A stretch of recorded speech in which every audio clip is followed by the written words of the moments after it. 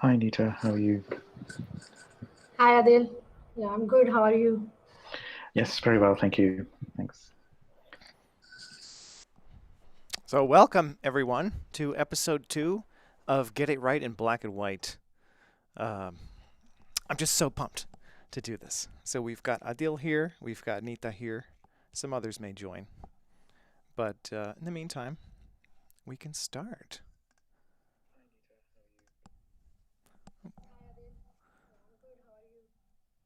Sound is working.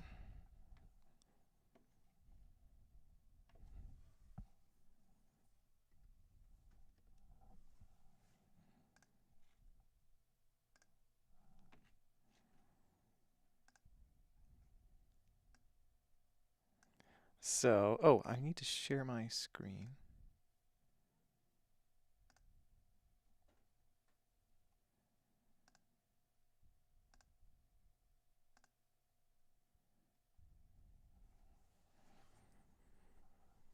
Episode 2 is going to be about pseudo. Oops. Hide.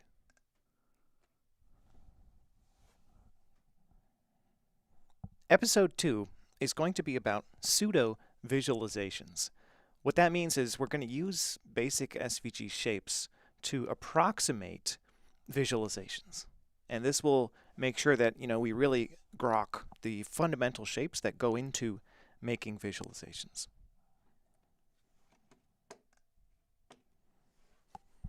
If you want to join us live, ask questions in the YouTube chat. I've got it open. And I'll open up the audio meeting for an open Q&A towards the end of this. There's no new folks, so we'll skip this introductions.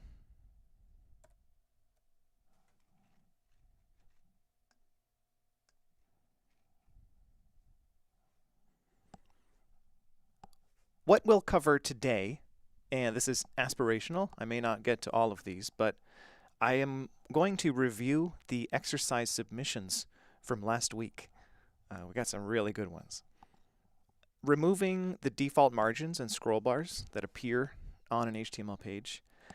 I would like to revisit the topic of tags versus elements because there was some confusion around that. And then we'll go ahead and develop a pseudo scatterplot, a pseudo bar chart, a pseudo line chart, and a pseudo area chart. And I would like to discuss SVG interoperability with Figma and other tools. And if we get to it, we'll add SVG text and customize the font.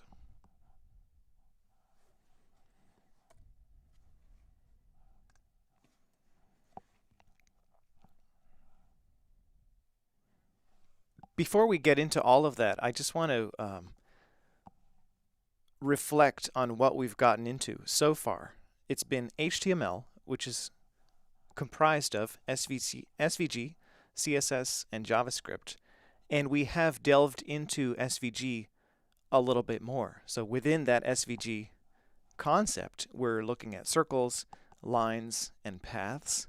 And I think I'll be evolving this diagram as we go to add in all the various concepts that we learn about.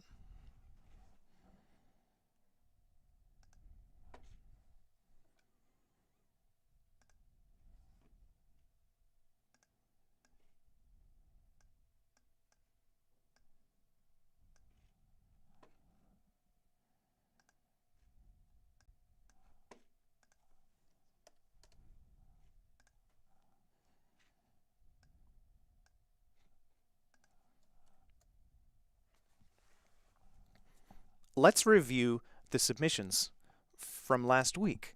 The exercise was make something creative with basic SVG shapes. And this is what happens. Here's one submission. I'll click through it and see what it is. This is just gorgeous. Beautiful, beautiful stuff. It's very artistic. And this is what got me thinking of highlighting some of the integrations with design tools, actually.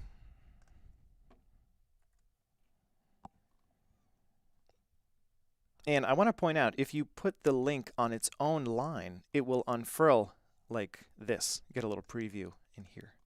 So here's another submission, the vision. Beautiful, beautiful stuff. And it's all just SVG right there in the page.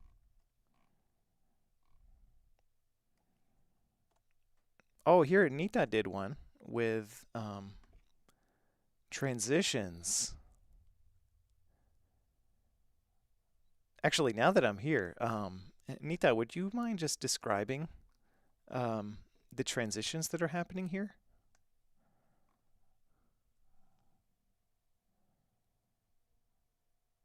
Should I talk about it? Yeah. Can you just talk about it for a few minutes, and Okay. I'll highlight the code as you talk about it. Okay. So we made a basic rectangle using SVG. So rectangle is graphics here, and the properties of these rectangles are width, height, fill, X and Y position, and we can change all of that using CSS language, which is here on the top, style and in the style. So using rect, I'm accessing this rect element index which directly. And what is our aim is to do the transition on it when I'm hovering on a triangle. So what I want to change the feel of it, fill and stroke width. So when I hover on it, the transition is happening at 3000 millisecond, means 3 seconds. Yeah. And in the beginning, the fill of the rectangle is red and stroke is black. And on hover, rect and hover, it's changing fill to green and stroke width to 100 pixel. So the Beautiful. first one is just uh, it shows the CSS properties for rectangle, and the next rect semicolon hover is another state on the first state. So it changes, and that's where the transition comes. Transition is actually between two states. First is when the fill is red, and the second state is when fill is the green for rectangle. And that's where transition property comes. And we can define that using CSS language. Nice. Thank you. That's awesome. Oh, thank you so much for describing that. That's really great to see. Thank you. So yeah, just to recap a little bit, I think this is the first time we're actually using CSS. So when you introduce these style tags, it opens up into a block of CSS.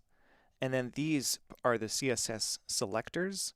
So this selects the body element. This selects all rectangles.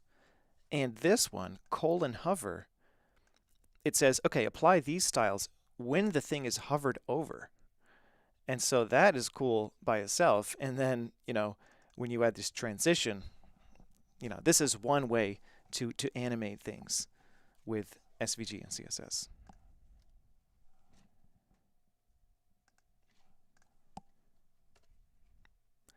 So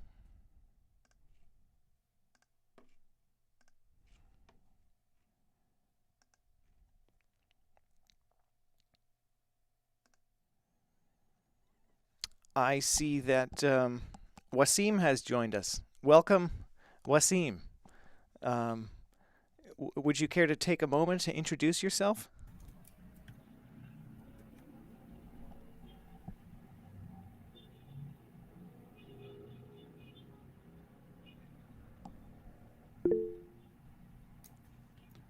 Hi, Wasim, are you there? Hello.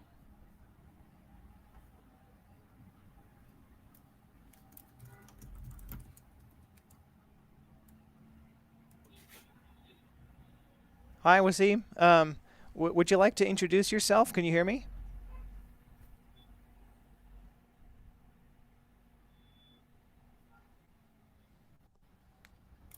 Huh, maybe no sound or something. Or not, whatever.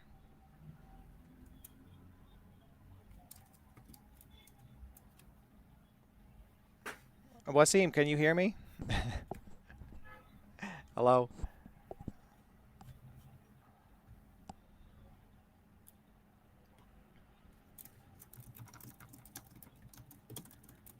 I can hear you typing.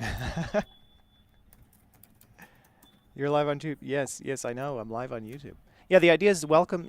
This meeting is about people can join and ask questions live. But if you'd rather not speak right now, that's totally cool. I'll just mute you in that case.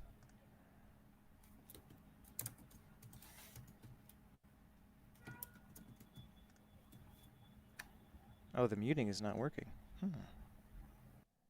There we go.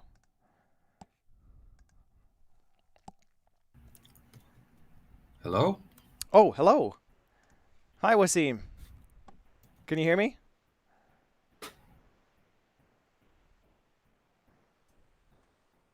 I don't know what's going on here.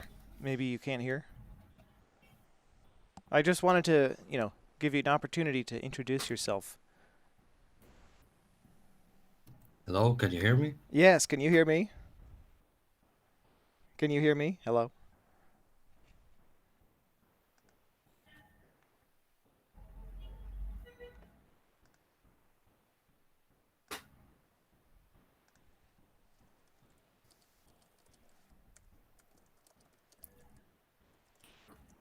I think there's a bit of a delay. Ah.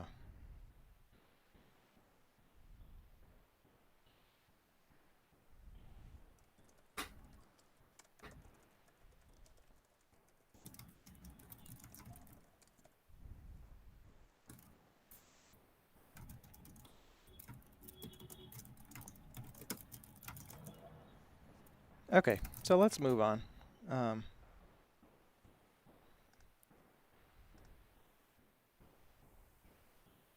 Maybe just mute yourself.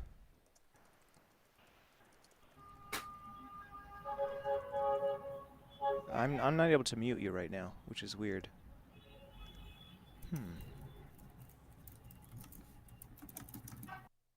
There we go. All right. Okay, let's move on.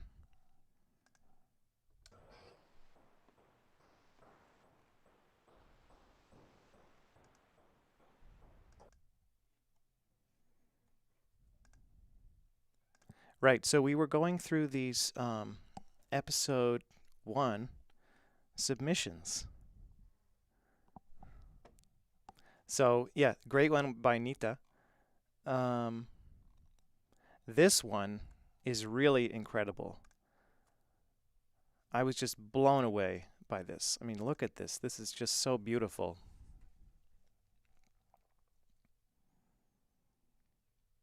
So beautiful. And I want to highlight that when this submission originally came in, it looked like this.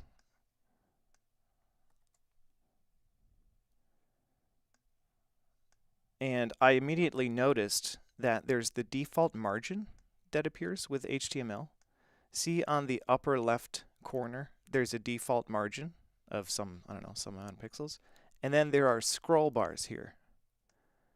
And so these are both undesirable things. And so in the forum, I just said, oh, add this CSS.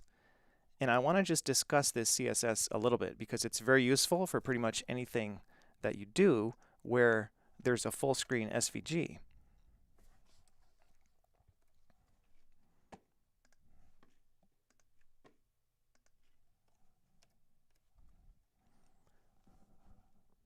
This CSS applies to the body element that has a default margin in HTML. And so to get rid of that default margin, we can set the margin CSS property to 0. That will get rid of the margin. But then there do appear these scroll bars which are kind of a bummer, and I don't really understand why they appear. I did some deep reading about it one time, and there's something about, I don't know, default margin cascading or something really crazy. But anyway, to get rid of those scroll bars, you can add overflow hidden to the body as well. And this gives you a really nice blank canvas where the SVG does fill up the screen.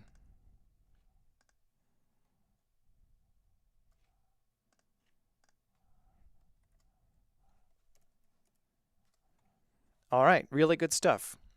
Yeah, here's my comment. You know, that's how you can remove the scroll bars. A couple more.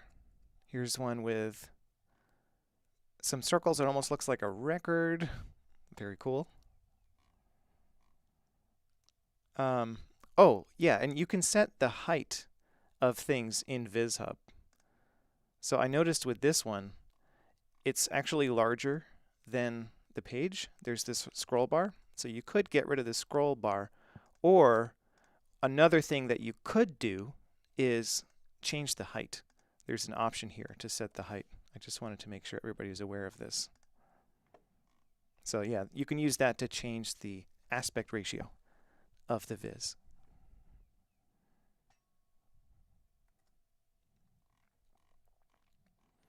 And this one also blew my mind. Ha! Look at that.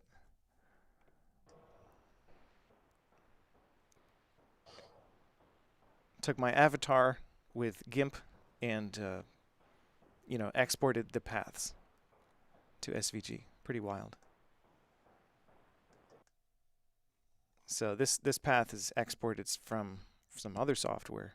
But now that we know what the structure of this is, we can parse it and say, okay, move to this pixel. You know, a lot of different things in there. And this one also uses the hover CSS selector. So when you hover, it changes the transform, which is a CSS property that you can use to scale and rotate and translate things. So I thought this was very nice work. Very nice work.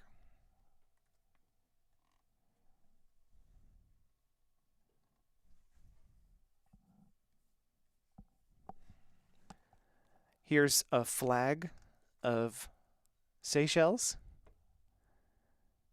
Very beautiful. This one uses the polygon construct within HTML, and it also uses an H1 flag. It also uses an H1 element, which is this text here. H1 in HTML means heading 1, so the text is kind of big and bold. And here's Wasim's work. Very nice. Kind of like abstract art. And you can see that it's a bunch of path elements where the only difference is where it moves to initially. And since these are lowercase commands, these are relative, so all you need to do is change that one thing and it moves the whole thing down. And check this out, there's a class on the path element. And a class can be selected with CSS, meaning you can use CSS to select all elements that have a specific class using the dot prefix on the CSS selector. So this one here, this little block of CSS, selects this inner path, this one here, and sets the fill to black just on that one. Whereas on all the other ones, the fill is none. So that's a nice, you know, first sighting of CSS classes. Can I ask a question there? Yeah. So what is the difference between ID and class? Ooh, ID and class. Yeah, this could be a basic question. Let me just fork this so I can modify it and show you to give a sense.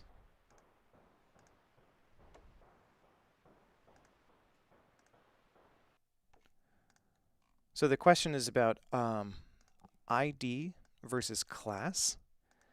Class is something that many things can have. So there could be many classes that have the same, there could be many path elements that have the same class, in which case this selector would apply to all of them.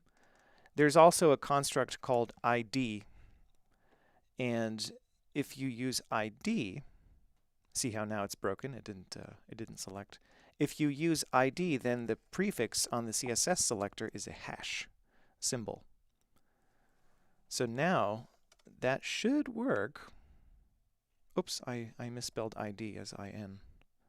So ID is inner path, and it works. The main difference between ID and class is that the intention behind ID is that there's only one thing that has a given ID. That's why it's called the ID. It means the identifier for that one particular thing. So ID is for just one element, meaning no two elements should have the same ID, ideally. But class it defines a class of elements, meaning a grouping of multiple elements. So there could be many elements that share the same class. So that's the main difference between ID and class.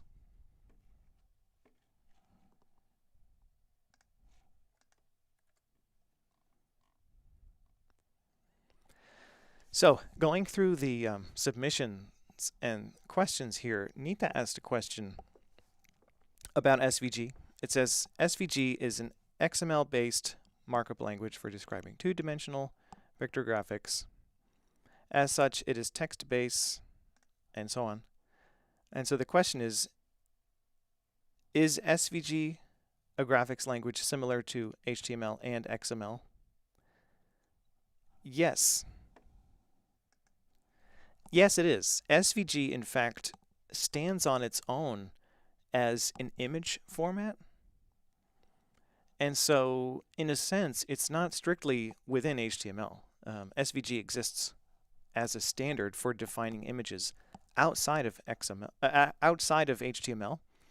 but it is based on XML. So XML is the language used with the tags and everything.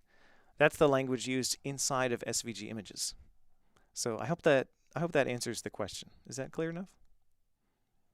Yes, it does. Nice. Yeah.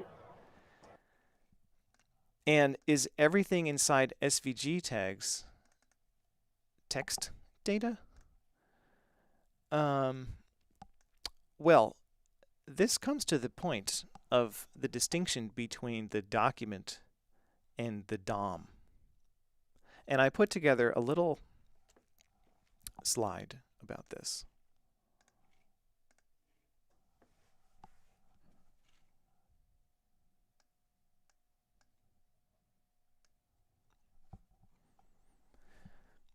This came up last time too. I think it was Adil that asked, what is the difference between a tag and an element? And I gave an answer that I don't think was 100% accurate. And Nita did some researching and reading about this. And I wanted to just clarify this point. That in a document, meaning in the text that defines an HTML document, the source code, in the .html file, there are elements there in the sense that the syntax in there defines the element. And that element in the document is comprised of the start tag, the ending tag, and everything in between. Tags, on the other hand, are constructs that only exist in the document. The tags for every element in its definition in the document has two tags, an opening tag and a closing tag. And those tags are purely syntax for defining the elements. But when the document gets loaded and parsed into the browser, it becomes the DOM, the document object model. And in the DOM, it's a tree data structure where there are elements. So if you Google HTML element and read about it, people discuss it in in different ways, and they use the same term, element, to define things that are in the source code, meaning, the start tag, the end tag, all the attributes and everything in between. That's often referred to as an element when you're discussing the source code, the document.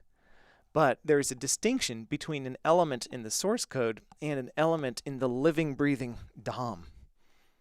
And so the living, breathing DOM is a dynamic thing where the elements can change over time.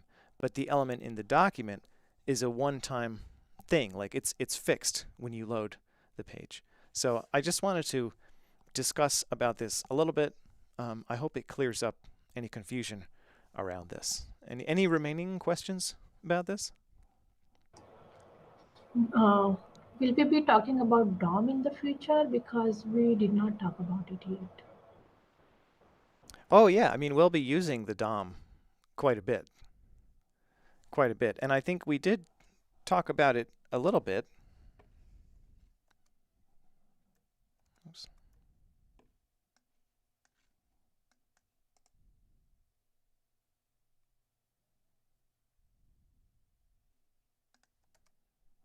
Bear with me, something weird happened. Okay.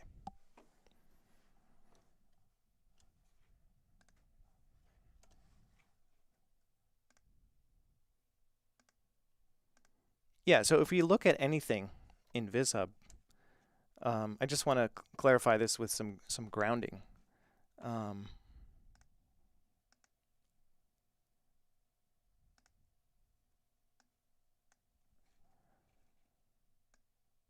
Here's the begin tag, here's the end tag, and taken together, it defines the element in the source code.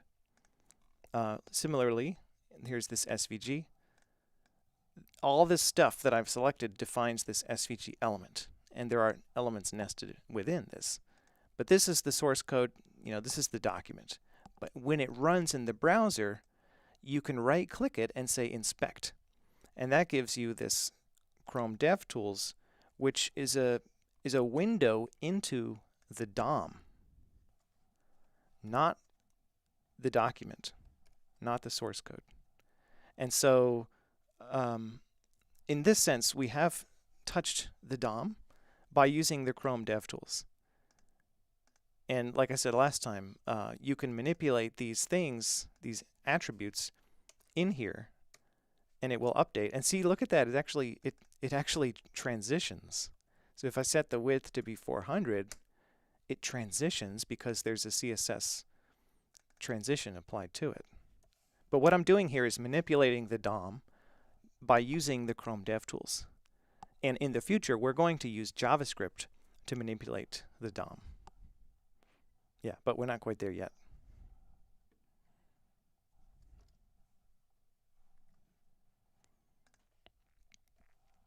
So going through the submissions, I want to highlight this one by Adil. This is so good. Check this out. It's this animation. Oops, I got to get rid of my face there.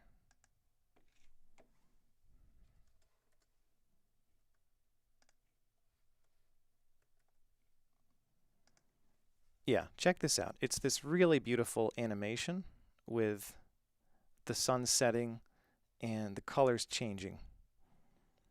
So this is just gorgeous, gorgeous work.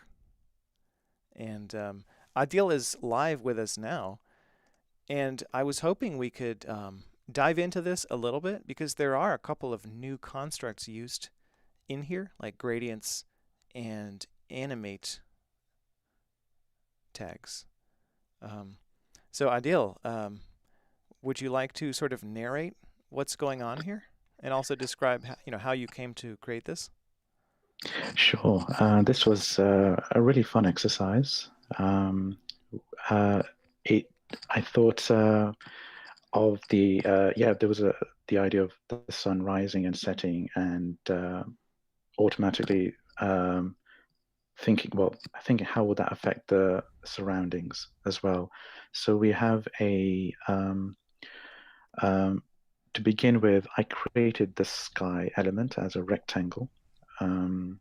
and gave it a fill, and which would be determined by something called the sky gradient, and so this is a linear gradient that sits in a special tag called defs, where it gets defined. And sorry, this was a radial gradient, not a linear one. And it takes an ID, so we can refer to the definition. And it's there is also, it takes a CX and CY property, which is familiar, I think, when we use the circle tag.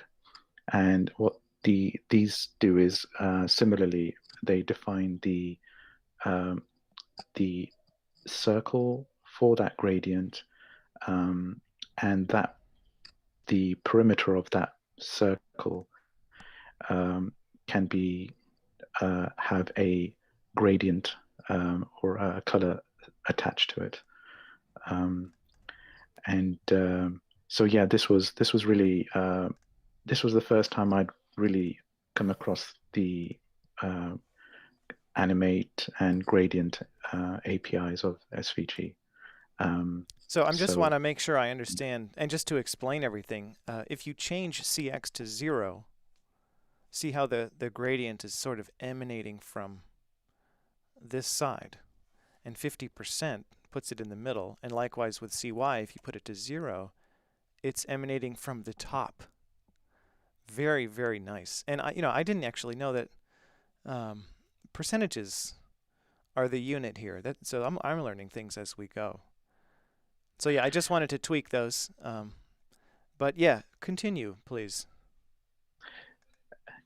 Yes, it takes percentage units, which was interesting, and I may be wrong, but I wonder whether it just corresponds to the position across the screen in terms of how far, in terms of as a percentage, it goes across the screen. So I think this would be 50%, 50% for each of CX and CY would be right in the middle of the screen of the SVG. Yep. And there is it takes a radius, which also I think tries to describe again in a percentage, but also tries to describe the width of the overall, where the position of the perimeter would end up. So this was quite new, so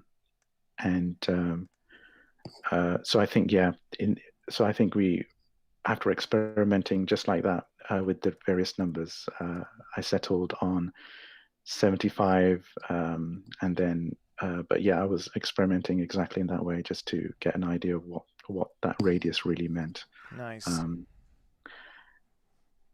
And yeah, there's inside of that radial gradient, there is a stop tag, a couple of stop tags, one that has each of these have an offset property of and one is 0 and the other is 100, and I think this really describes, the offset property describes where that gradient stop is located.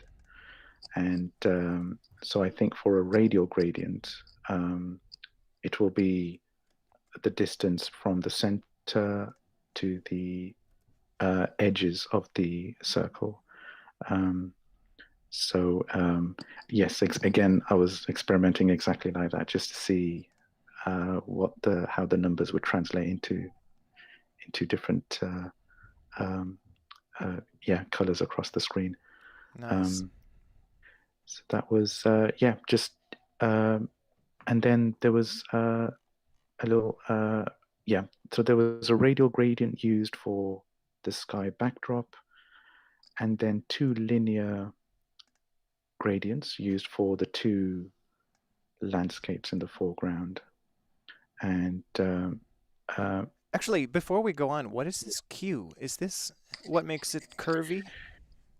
yes, so I think this is a cubic curve. If I looked up the MDN documentation from last week, and I think this is it might be, sorry, not cubic, but quadratic. Some quadratic Bezier curve. So that will allow, see, from the current position, which is defined by the first 2, sorry, the second 2, which is okay, see if I just get this right. So it takes a current position, which is defined by what comes after M, where we, as you described last week, that's when we put the ink to paper, or Yes. put the pen to paper. And then what comes after Q are 4 numbers. The first 2 of those numbers are control points, and the second 2 are where you would where the final point ends up. So that's 960 is right on the other end of the screen, and yeah, again, experimenting. This is how I became a little bit more comfortable with understanding what it does. And the 2 the control points straight after Q, I think these help these are points located somewhere which help describe the curve in the way that it gets pulled towards those control points. Yeah, again, lots of experimentation was involved just to see how this could work. Very nice. Yeah, but it was fun. Yeah, similarly, we had yeah, that was, yeah, again, very yeah, interesting. I think that about sums it up. There's linear gradients that use a similar format to the radial gradient and stops within those. And I'm curious about this animate tag. How did you figure this out? Yeah, so this was so the problem I was trying to solve here was how could we animate the gradients, so to speak? How could, as the sun is rising and setting, how can the colors change? So in this case, this is the this particular landscape I think in the foreground. This would go from Alice blue to steel blue back to Alice blue, and it would do it across a number of seconds. And so yeah, the animate tag was very interesting. You can try and describe by using something called the attribute name, which is the stop color. You can change the values of the stop color from Alice blue to steel blue and Alice blue. So that's a list of values that you would like it to go through. Nice. Again, Beautiful. so much experimentation.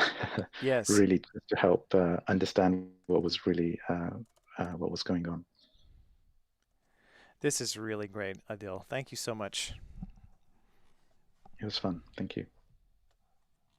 You know, this might be a good transition with the discussion on control points to using Figma.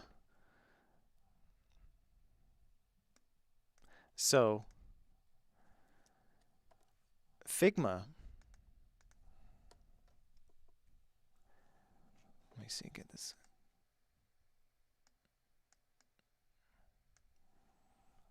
Figma is this really amazing design tool that I've actually been learning myself for the first time recently, and I've used it to create all of the various, pieces of graphics for this series so far. You may be interested to know that the mask that is applied to my video is actually driven by this graphic right here. So that's being masked onto my video. And that's actually how it's working. But anyway, Figma and a lot of different design tools like Figma, including Sketch or Adobe XD, or even like straight vector graphics tools like Adobe Illustrator or Inkscape, which is open source, or GIMP. I believe GIMP has limited SVG capabilities, but it lets you design SVG graphics. And there's this whole interface around it. And because the idea of control points came up, I want to just create a little sample to illustrate control points. So I've got this sort of template here. I'm going to delete this stuff. And there's this thing called the pen tool. And you can use it to define SVG paths. And so there's a path. I can set the stroke and interactively control all this stuff. So instead of having to tweak it little by little in the HTML, you could use a tool like this to very rapidly iterate on stuff like this. And because the control point concept is so abstract, I wanted to illustrate it in a concrete way. And I believe if you drag in here, you can define a control point. And so this dragging defines the control points along this Bezier curve. I think it's a Bezier curve. I may be mistaken. But that is the effect of the control points. If I can get to edit that particular control point. Ah, there it is. So if I grab that and change it around, see, that right there is the control point. It sort of pulls the line in a certain direction. Yeah, so that's the essence of control points.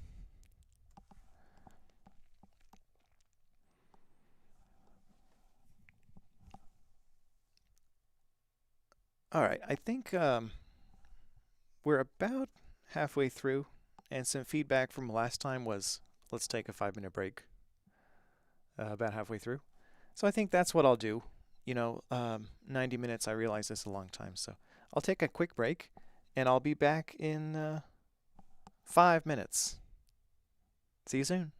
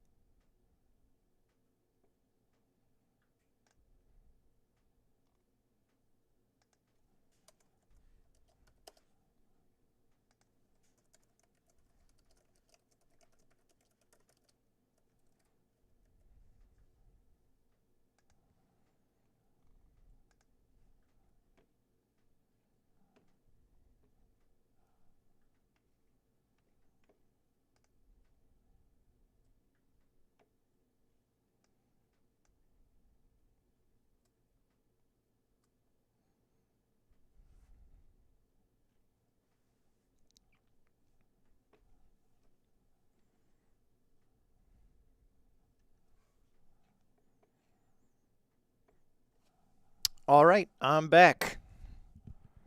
I'll do more presenting for a while, and then I'll open it up for questions in maybe 15 minutes or so.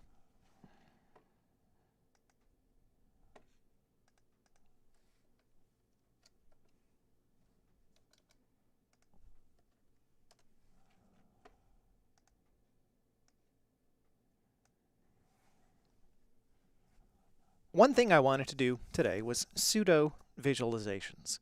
And what I mean by that is approximating visualizations. And I want to take a moment to just discuss that sketching and doing mock-ups in a design tool are actually very important pieces of data visualization work. I mean, when I get involved in a client project, for example, we have a meeting, and then the first thing I do, if they send me the data, I'm lucky. If they don't, I have to imagine the data. But often based on a discussion, I often sketch out something. And this is a popular technique from Nadi Bramer and Shirley Wu. They have data sketches. That whole thing, highly recommend it. But to give a sense, what I do is sketch on a notebook. So I've got all these ideas that I've sketched out. This is for like what I wanted to talk about today and the next episode. And so sketching is the first step, and then once you have a sketch that you like, and sketches, by the way, you can communicate sketches to clients. It's a very effective tool because then they realize that it's sketchy, it's not final in any way. But then once you get a sketch you like, the next step often is to mock it up in a design tool. I mean, sometimes you do go straight to implementing with D3 or whatever, but mocking up something in a design tool is a big part of the process. And I think it would be good for us to do now to cement our understanding of the basic SVG shapes that go into visualizations. So here I am in Figma, which is the tool that I've come to really like for this sort of stuff. And I think you can sign up for a free Figma account and use it for free. I think they charge you when you want to add real-time collaborators. So I'm going to start by making what they call a frame in Figma. This is going to be the sort of container for our SVG. And I'm going to set the width to be 960 and the height to be 500, because that's what the default width and height are in VizHub and in blocks.org. And let's start by creating a pseudo bar chart. P-S-E-U-D-O. Pseudo something means a fake version of the thing. If anybody hasn't heard of that term, pseudo. So, yeah, I wanted to make a pseudo scatter plot, a pseudo bar chart, pseudo line chart. So why don't we start with the pseudo scatter plot? A scatter plot visualization is comprised of circles. And so if you drop in a circle there, I can set the fill here to be black because we're going to get it right in black and white. And then I'm just going to make a bunch of copies of that circle and position them around the screen like this. So this is a pseudo scatter plot, really. So I'll just spread them out a little more, make it sort of aesthetically pleasing. And at this point, I want to highlight the interoperability of SVG between tools like this and HTML. So in Figma, you can select this frame and click on Export, and then select SVG from this drop-down menu here, and then say Export, like that.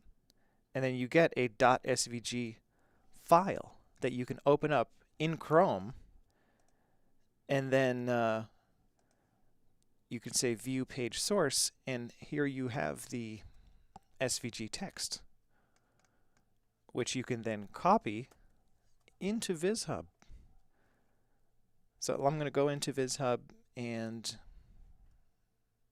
make a thing.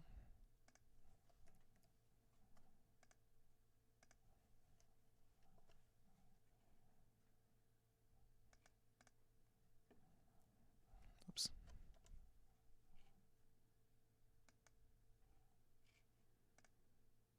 So here I've got the SVG fundamentals from last week. I'm going to fork this and call it pseudo scatterplot.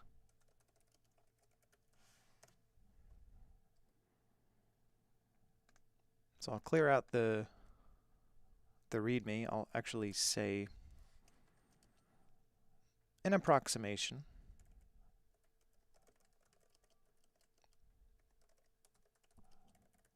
of a scatterplot. And then in index.html, I'm going to get rid of that SVG that we had before and paste that text in there and use Prettier to auto format that. And there we go. We've got a pseudo scatterplot. Cohen? Yeah. Does the XMLNS attribute, is that important? Is that necessary? That's a great question. I believe it might be necessary for .svg files, as in image files that are outside of HTML. Inside of HTML, you really don't need it. It'll work without it. And it gives you actually a lot of stuff that you don't need. You'll see this a lot with programmatically generated SVG. There's a bunch of stuff that's not really necessary.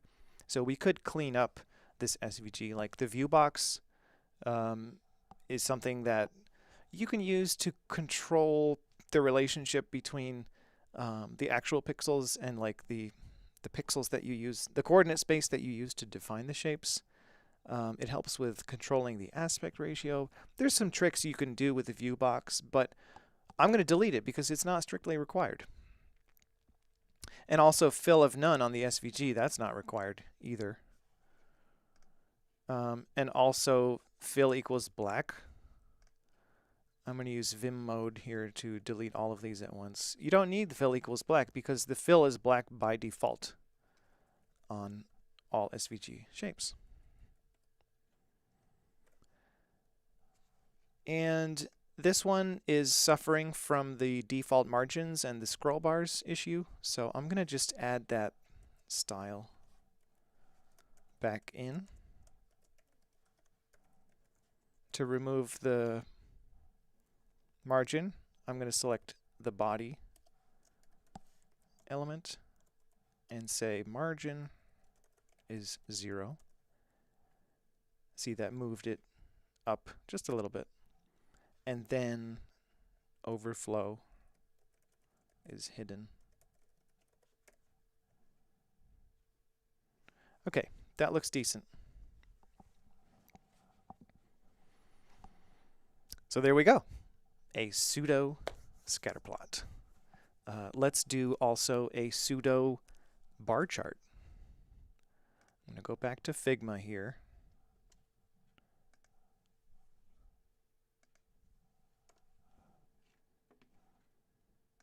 I'm going to make a copy of this frame. I'll delete everything in it by selecting it, hitting delete. And what is a bar chart really? It's just a bunch of rectangles. So I'm going to start by making a rectangle like this, setting the fill to be black. And then I'm just going to make more rectangles by copy pasting them. Oh, whoops, that's not what I wanted to do.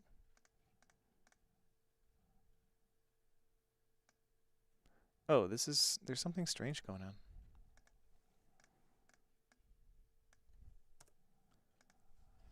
Yeah, this is weird. Yeah, as you can see, I'm still sort of learning Figma.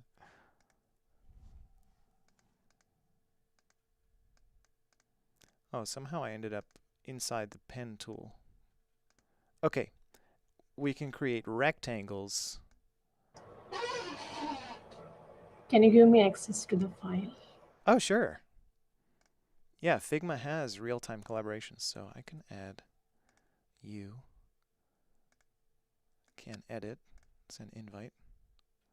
You should be able to see it now. Oh, I'll drop the link to you. Just one moment.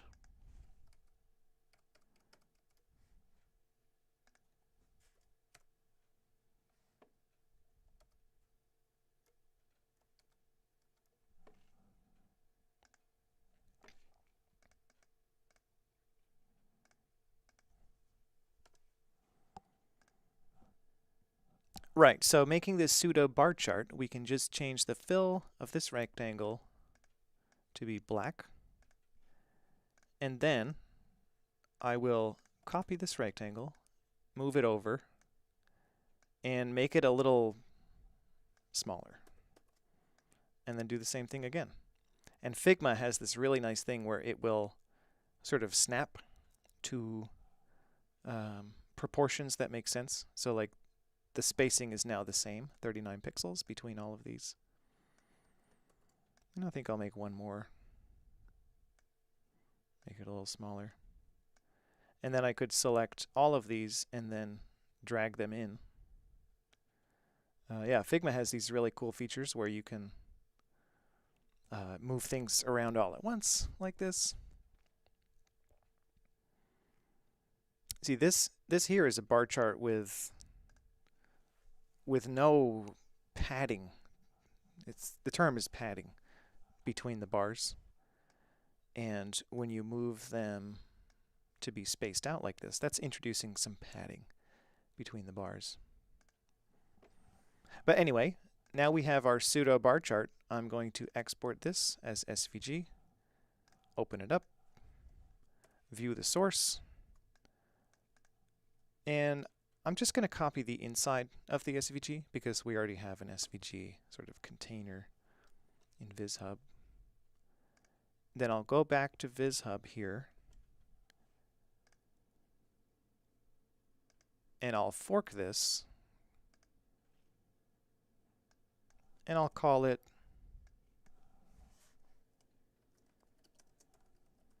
pseudo bar chart. And I'll change the description to say an approximation of a bar chart.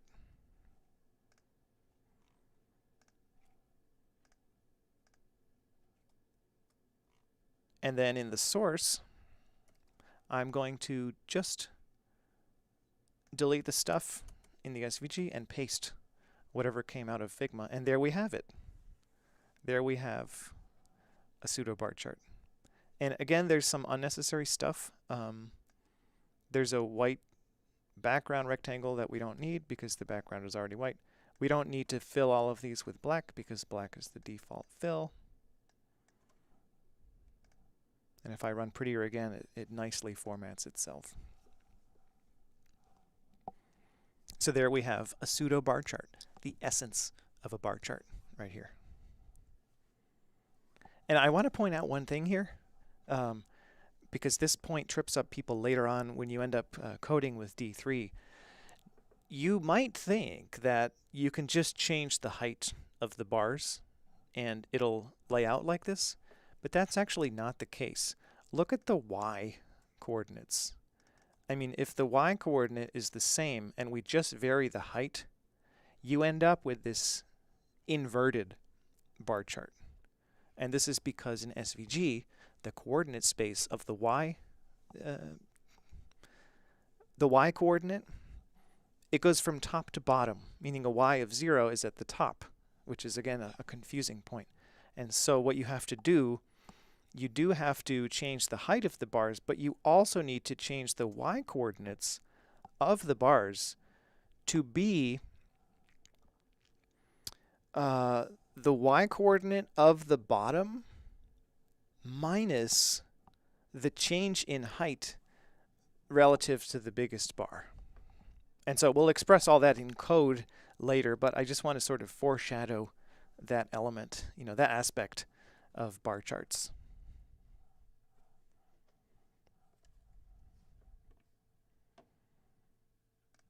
So let's do some more. A bar chart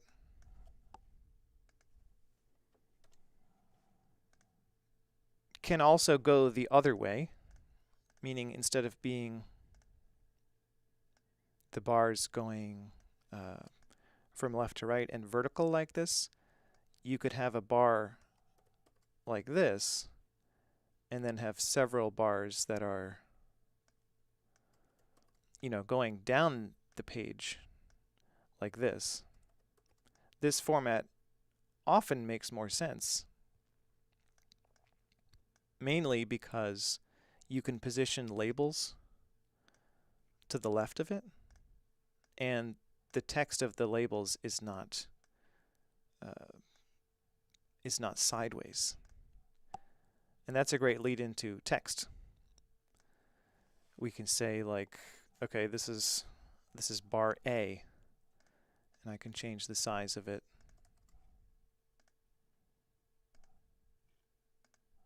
That's pretty tiny.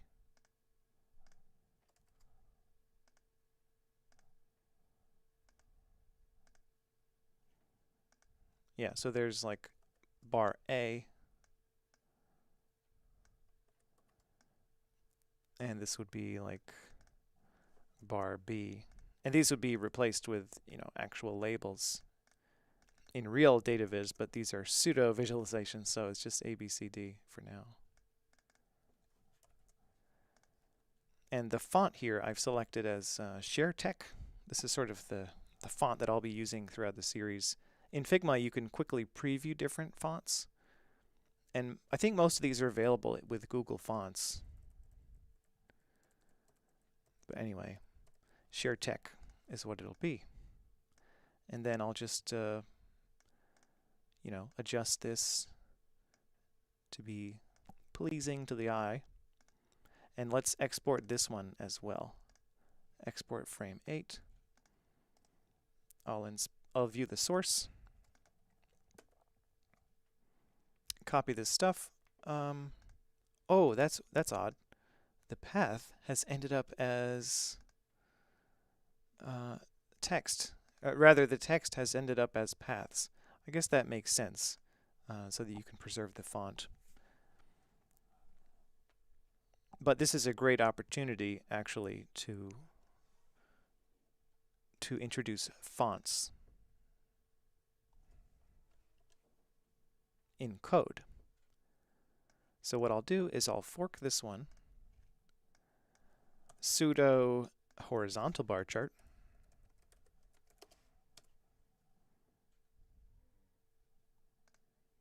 and then I'll paste that SVG right in here. Oh, I've got the entire SVG. So. And it worked. There it is.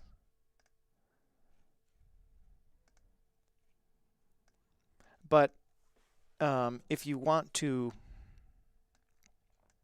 programmatically set the text, it'll have to be a little different from this. I mean, if you wanted to change what the text says, you would have to like regenerate this path, which is, it's not something you want to get into doing. So instead, what we can do is define the text as text elements on the SVG. So I'm going to delete all those paths. That gets rid of those letters.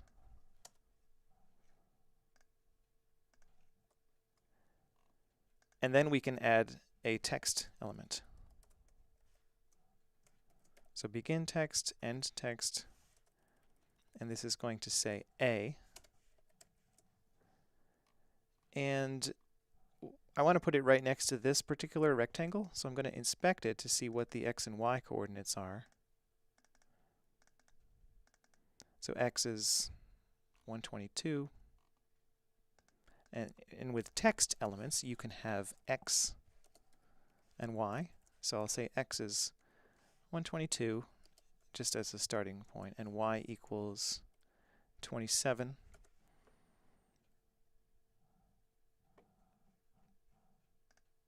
And we can't quite see it.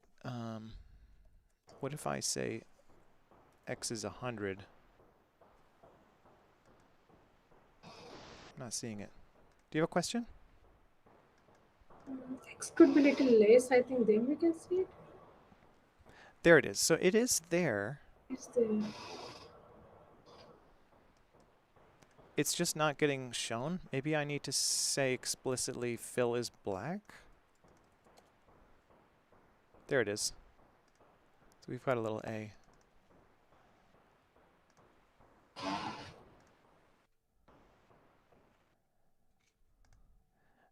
Okay, we've got a little A here. Now we want to make it so that it's aligned to this bar, and it is big and it has a specific font. To do that, well, to do a couple of those things, we can use CSS.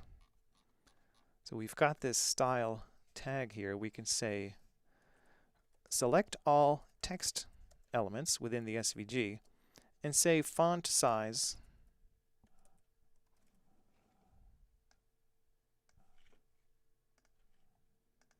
is, I don't know, 36 pixels.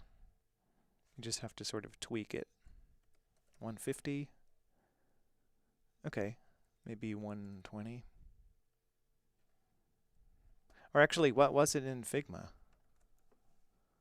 I'm going to use the same thing. 72.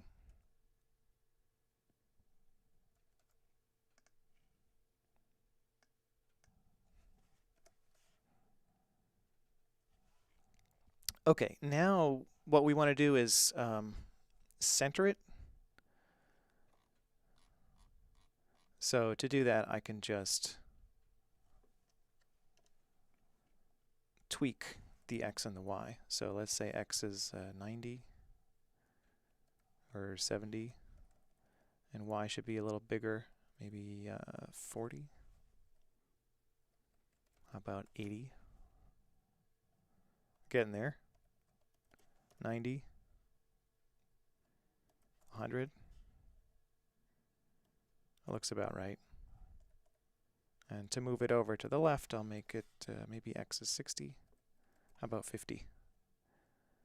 There we go. That's approximately the right place. And now I want to introduce the font. And so Google Fonts is the way to go when you want to add custom fonts nowadays. There's a long history of fonts on the web, but you know, this day and age, I would recommend Google Fonts. You are dependent on the Google servers, but I believe all of these fonts are openly licensed. So if you wanted to migrate away from Google Fonts, you could, but you would have to host these font files yourself, which is sort of a pain. But to use any of these fonts now, you can just use Google Fonts, and I'll show you how to do that. So I want to use this font called Share Tech. So you could download it, and then to use it, we can click on Select this style, and it gives you this little snippet of CSS that you can just copy. So it says here, use on the web. Just copy this CSS, or no, this is HTML rather. That includes a link.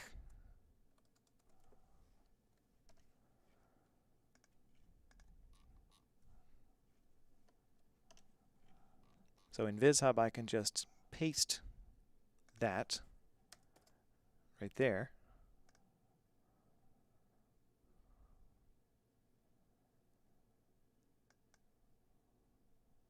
Oh, there's some problem.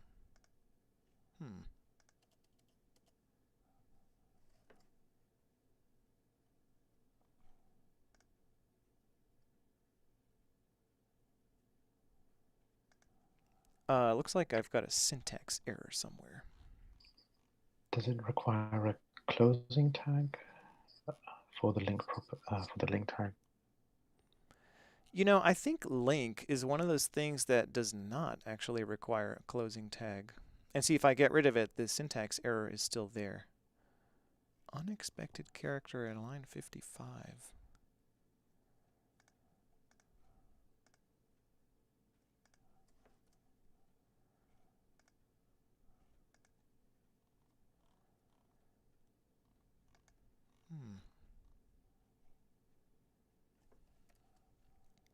Oh, I didn't. See, there it is. I didn't add this little character to close out the text. Silly me. Okay, now we're unblocked, and I can paste that stuff up here. And yeah, the link tag is one of those special tags that does not require a closing tag. And I think image is also one of these. So this is a slightly different syntax. This is called a self-closing tag, where it gets closed with the slash right before this character here. But anyway, now that we've got those, these link tags actually pull in the fonts, and then we can set the font family like this by copying this little snippet. So all the text gets this ShareTech font family, and boom, there we have it.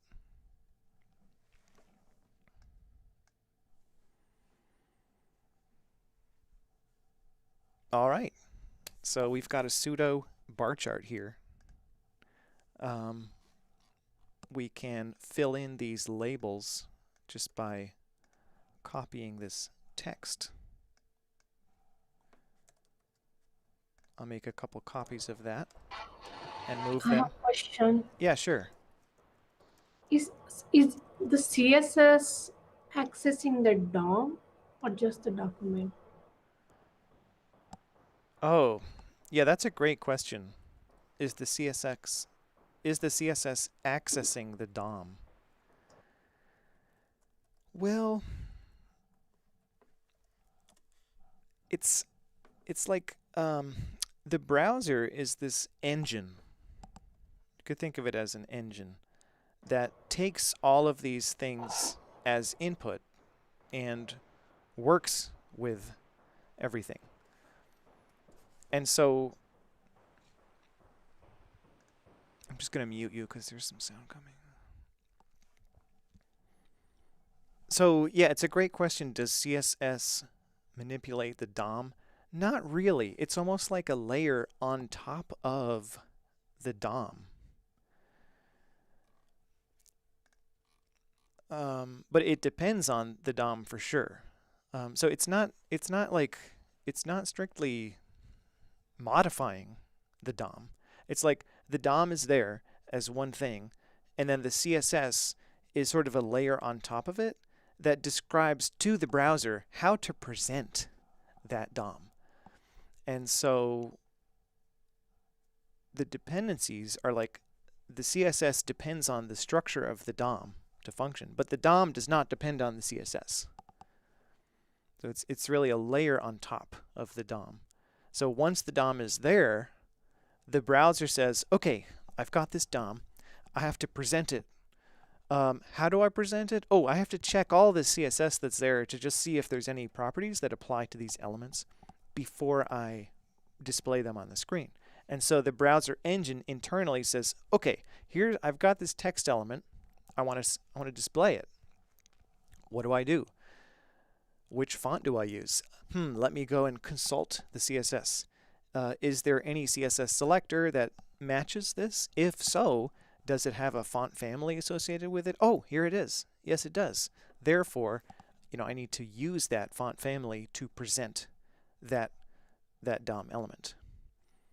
So that's generally how it works. Like that's generally the relationship between CSS and the DOM. Does that make sense? Yeah, so it is always CSS which makes the final decision, or is it a DOM? Like if we have fill color in DOM, same fill in the style for same element, then which one will work because which one is dominant? Oh, which one is dominant? Yeah, that's a really good question. That's a really good, and this trips people up sometimes. So let me give a little demonstration. So I'll say the class here for this rectangle is first bar. And let me set the fill to be red in the HTML. And then in the CSS, we can select that by saying first bar gets a fill of green. And look at that. The CSS actually takes precedence. The CSS overrides what's there in the DOM in terms of the fill. So this is one of those tricky rules, and you know, sometimes I have run into this particular problem. When you're coding with D3 and everything, and you use some code that sets the fill of a particular element to be some color, and it's not working. You know, I've often sat there tearing my hair out, being like, what is even happening? It's a Twilight Zone moment. And so the first thing to do, if your fill or any of these attributes in the DOM, if they're not working, check if there's any CSS that might be overriding it. See, no matter what we set here, if we set this to blue, it's not going to work because there's CSS that is conflicting, and the CSS actually takes priority, which is counterintuitive. I mean, I thought it would make more sense that the attribute in the DOM would take precedence because it's more localized, but it turns out that's not the case. So yeah, for this first bar, we can set the fill to be, let's say, white, and the stroke to be black, and the stroke width to be like 20 pixels. Yeah, so that's a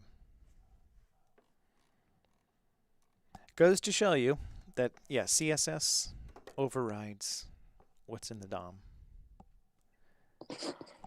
Karen, I have a question relating to this about the fill attribute. Is that because we're applying it to an SVG element, it works, but I don't know if I've seen a fill attribute.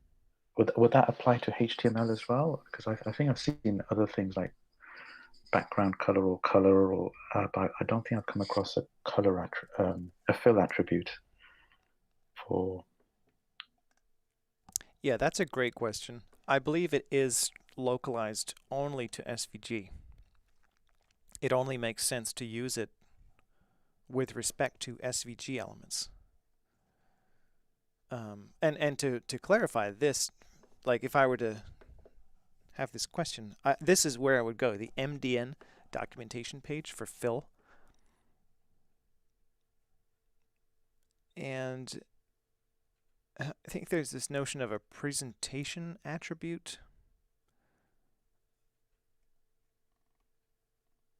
And that's what the presentation attribute is in the DOM if you set the fill attribute on an element.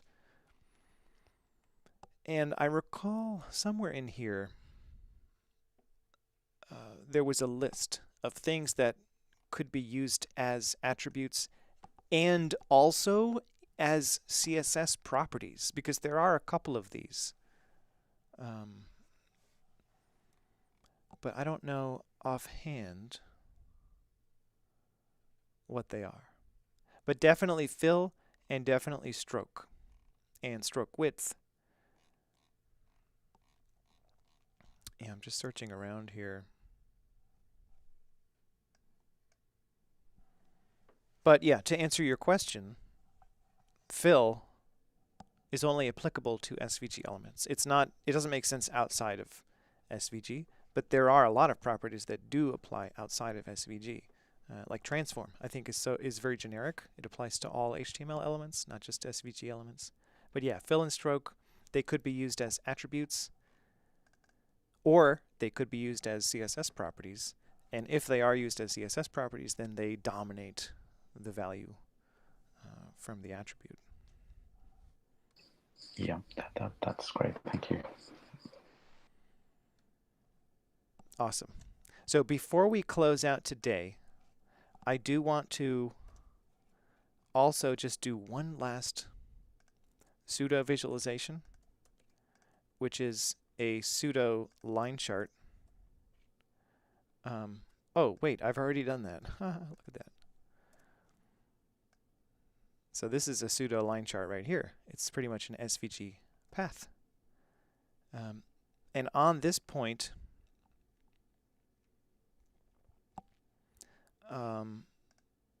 there are aspects of SVG paths that become important, like the line join. You could have different values for line join to make it either jagged, cut off like this, or rounded. And then there's also the cap. The cap can be set to round, for example, to make the caps round.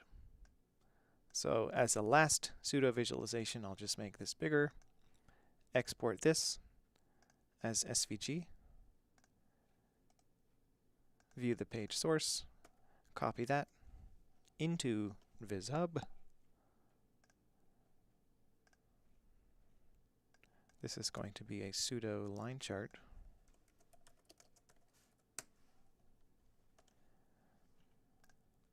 And then I'll paste that here.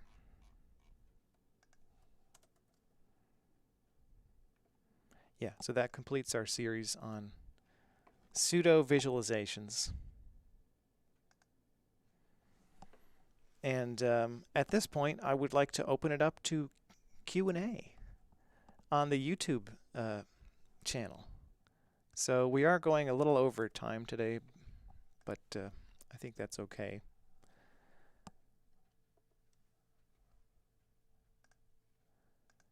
So in the YouTube channel, I'm going to drop the link to the meeting. Yeah, so that completes our series on pseudo. So if you're here and want to ask questions directly with audio, you're welcome to join this meeting right now, but just be aware that whatever you say is going to end up on YouTube. So here we go. If anyone out there wants to join, introduce themselves, ask questions, go for it.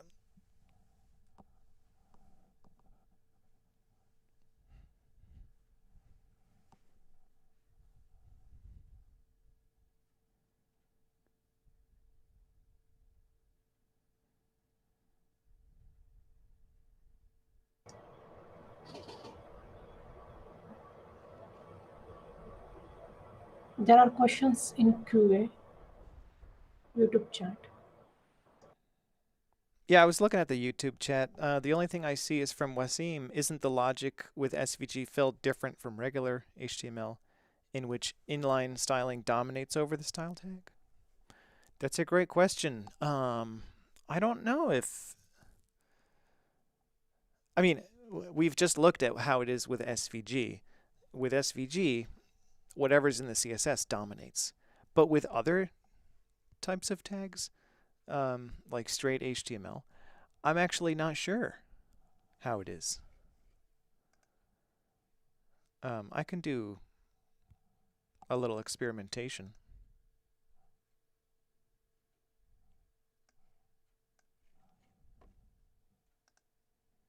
Yeah, let's find out.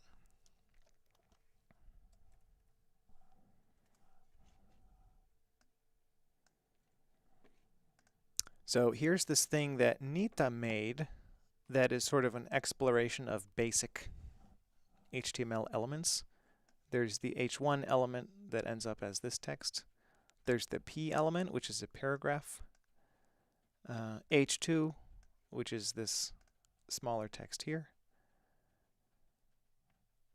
And I'm going to fork this and call it investigation of CSS precedence.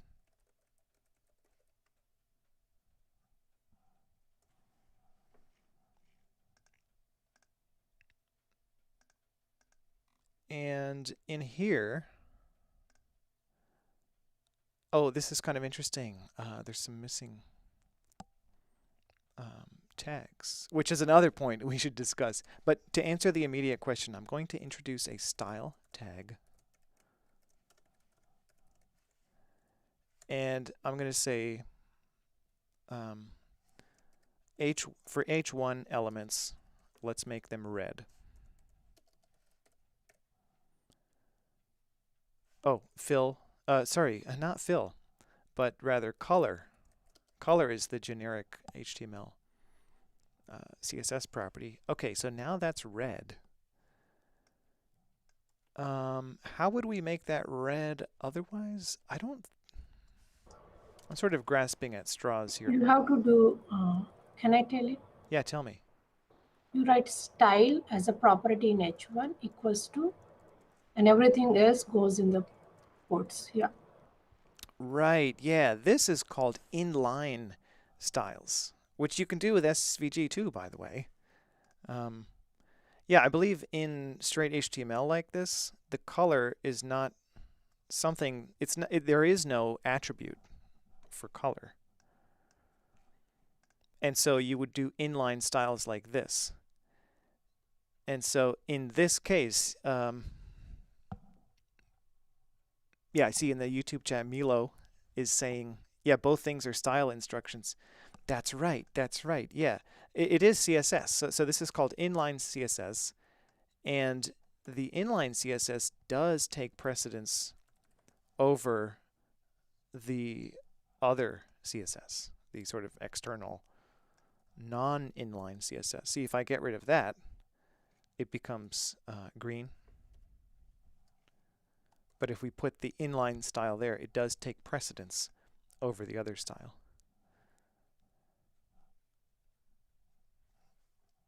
And I believe it might be the same with SVG. Let me just double check that.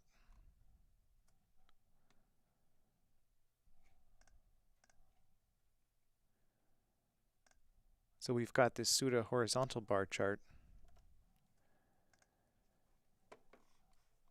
And instead of saying fill equals blue, if we say style equals fill is blue, does that take precedence? It does. It does. Look at that. Okay, cool. So we have learned a couple things. Inline styles like this, inline CSS, always takes precedence over CSS defined elsewhere. However, with the attributes, if I say fill equals blue, the CSS takes priority over the attributes. So that's how it all works with the priorities here. That is so deep. Yeah. Yeah, this is so great. I love this question format because we can stop and really investigate and get to the bottom of things that people watching are wondering. So, yeah, this is so good. All right, well, we've reached the end of our time here. So thank you, everyone, for tuning in. And I'll do this again next week. Oh, I'm sorry, before I forget, I want to leave you all with an exercise. So we've got in the forum,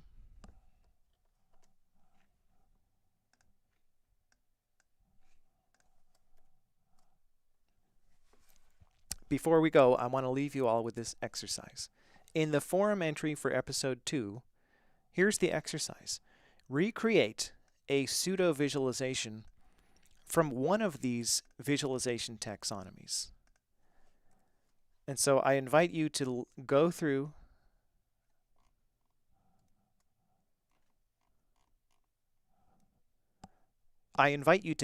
these links under data visualization taxonomies and look through all of these and then pick one to reproduce as a pseudo visualization. There's the visual vocabulary, deviation, correlation. See, there's already sort of pseudo visualizations in here.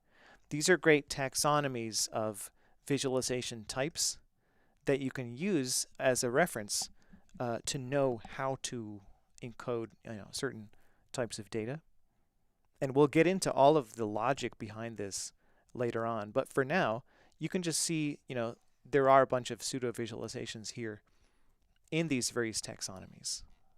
So what I want you to do is look through these, pick one, and reproduce it with SVG in VizHub. You could modify the HTML directly or use some design tool like Figma or others. And here's another one. Really amazing work. These are really fascinating taxonomies of visualizations. From data to viz, another one. Sort of a decision tree based on what sort of variables you use, which chart types to pick. So yeah, go through these links and recreate a pseudo visualization from there and post your VizHub link in this thread. All right, really looking forward to see what you come up with. And thanks for tuning in. I'll see you again next week. Take care. Bye.